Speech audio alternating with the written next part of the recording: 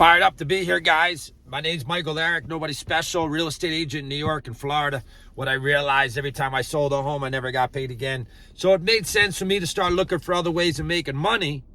And what I did is I partnered up with the company 5 years ago, got excited, started doing some big things, excited.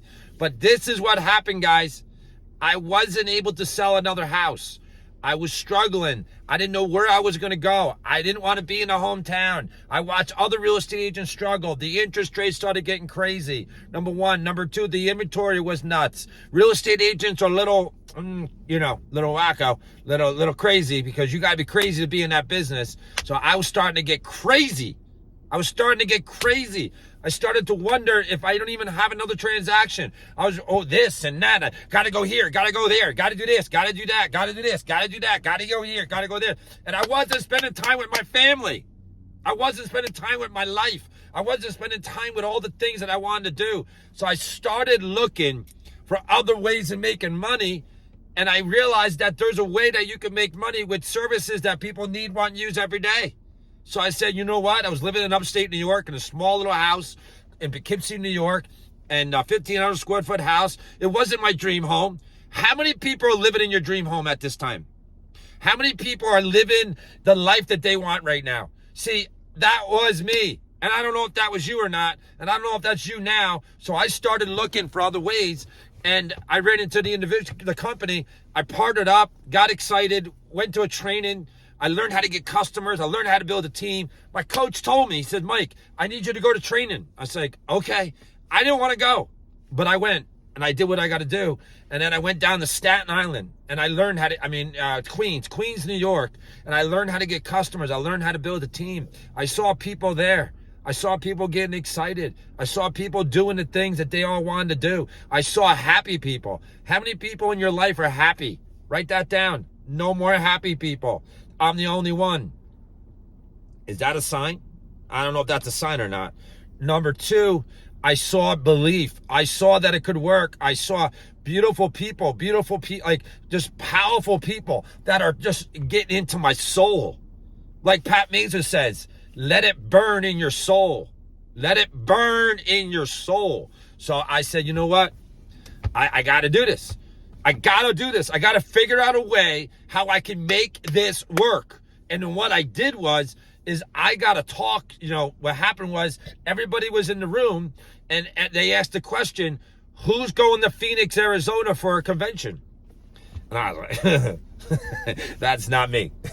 I don't fly. My birthday's on December 6th. I'm definitely not going to go. I got to have a good time. I just became single at the time. So I was like, yeah. No. Friday night, I got plans, right? Friday night, I got plans. And I was like, no. So they took everybody that was in the room and they brought people over. Okay. They brought people over, and what they saw was, sorry, I just got a text. So they brought people over and they took everybody that is doing it and put them on stage. Right? That's going.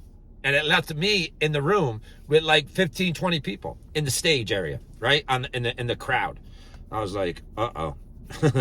I think they're coming after me, right? So, and everybody, all the leaders went and sat down with everybody. So here comes Harsh Patel, soon to be a senior vice president. He looked at me and said, are you coming to the convention? I said, Harsh, I don't fly. Number one. Number two, I'm single. I need to have some fun. It's a Friday night. I'm not too happy about this. I'm definitely not going. And I don't like to fly. Bro. This isn't going to work. Plus, I got a house to take care of. Plus, I got every excuse in the book I gave him. And you know what he said to me? He goes, Mike, I'll be able to work with you at a higher level. I'll be able to help you at a higher level. I need you to get the belief that you need. Now, I know you don't like to fly. I don't want you to do this. But can you do me one favor? Just believe in me, and come to the convention and see if this could work. And I was like, no. Now you're a salesman. Now you're trying to make me do something that I don't want to do. And that's not going to happen. See, I'm going to win this game, not you. You know what I'm saying? So I said, okay. He said, Then he ended it like this. He goes, listen, what if I help you out with the hotel tickets? Like, I'll pay for some of your hotel and you can pay me back. I'm like, oh, yeah, no, really? Really? You pay for my hotel? Like, my eyes, I lit up like a Christmas tree. I was like, yeah, you know what? That could work. Now, what's the problem? Did I want to fly? Did I not want to be there? The problem was money, and that's what everybody has. That's why you need to be at the convention, because you won't have any money problems. See, the reasons why you're not going to the convention is the reason why you need to be at the convention. This convention will change your life. This convention changed my life. Now, let's think about this. I went to a convention by myself. I went with one guy. His name was Ken. Let's just say his name is Ken. Let's just say his name is Ken. And he came to the convention and he didn't do anything. He quit on me. It's okay. I just kept going to the meetings, kept going to the events, kept going. And today, 1,175 business partners on October 13th or something like that. Yeah, October 13th. So 1,175 people have been affected because of me going to a convention. I don't know if you understand what I'm trying to say. Stop thinking about you. Stop thinking about your little bank account. Stop thinking about what you're doing. Think about the time you're spending doing what you're doing. Think about the family that you're with, that you're not with no more. Think about all the possibilities that can come to you if you are in a vehicle to make it happen. Because in the vehicles that we have today, it's trading time for money. Oh, I got to go here. Oh, I got to go there. Oh, I got to go here. Oh, I got to go there. I got. Meanwhile, you're not taking care of you. What about the people in your family that you're affecting because you're working 60 hours a week and you can't even stand up? I got no time to eat, got no time to sleep. I'm sick, I'm hurt. Stress, depression, all that stuff comes out from stress. All those negativities come from stress. And what does stress cause? Stress causes a lot of problems. So the reason why we need you to get to an event like I did is because I need you to change people's lives around you. And I know you want to do that. But the only way you're going to get that done, is you're going to have to come and get the education that you need. Now, that's not my job. I can't do that. I can't do what the convention is going to do. I can't bring the founders on the call right here and get them on a call with you and have them talk to you. I can't take you backstage, and if you deserve it, because you did a lot of work, and meet the founders and shake their hands.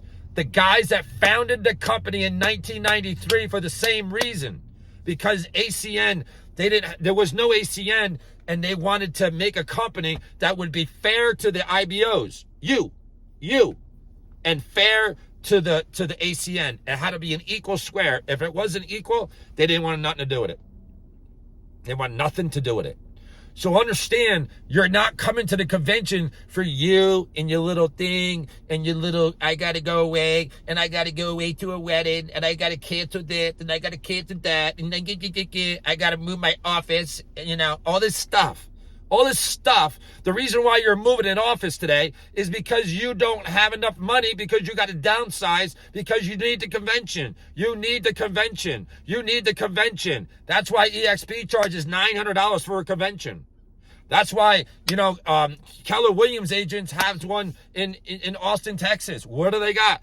A convention. Why do they have conventions? When I was in the transmission business, I went to the ATRA convention, the Association Transmissions Rebuilders Association. Why? I need to know what's going on. I need to know how to build transmissions. I need to know how to make a lot of money. I need to know.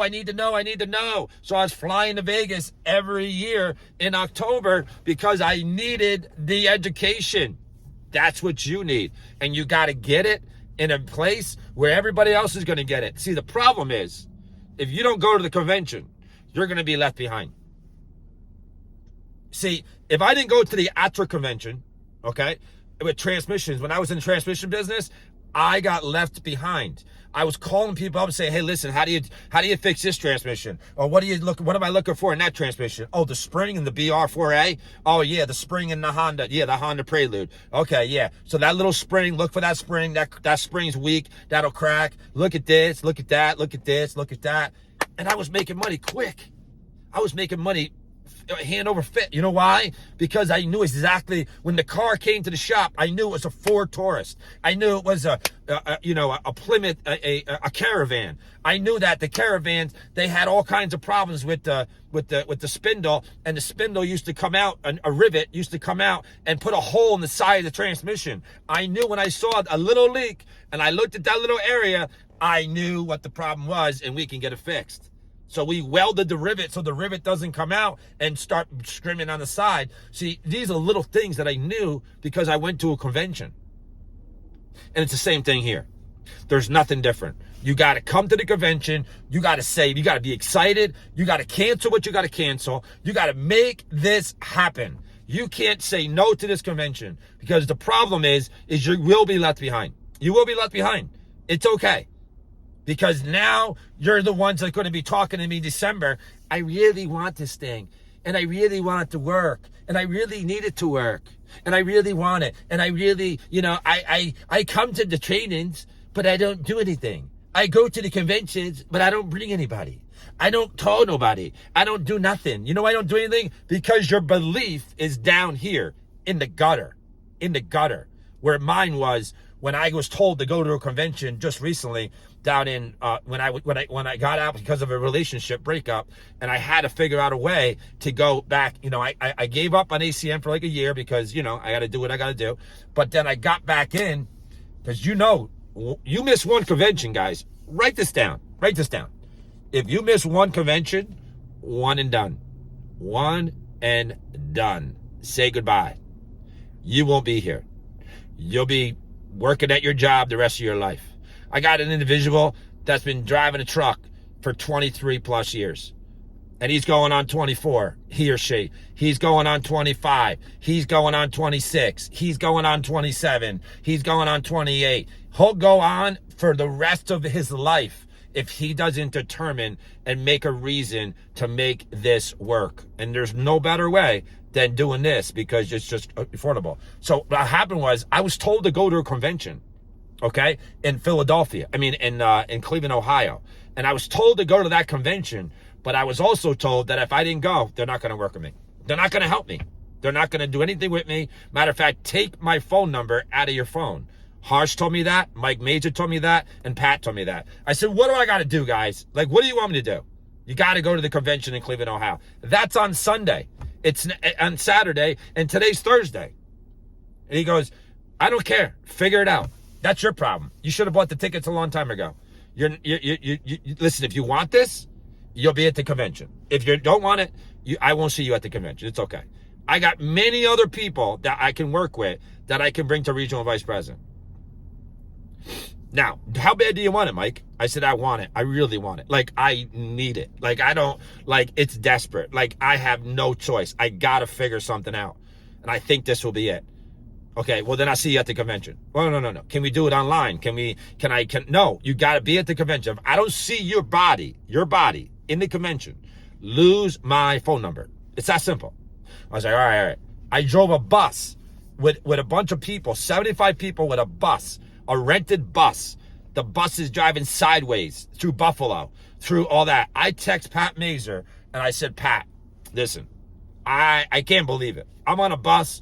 The bus is swerving. I think they rented the bus driver. Like, I don't know what's happening, but I feel sick to my stomach. I don't know if this was a good move or not. I just want to tell you I'm on my way and I'm going to get there, but I'm not happy. And he goes, well, you should be happy because your life sucks. Number one. Number two, you need a bus ride to get rid of all the bullshit that's going through your head for the last 50 years.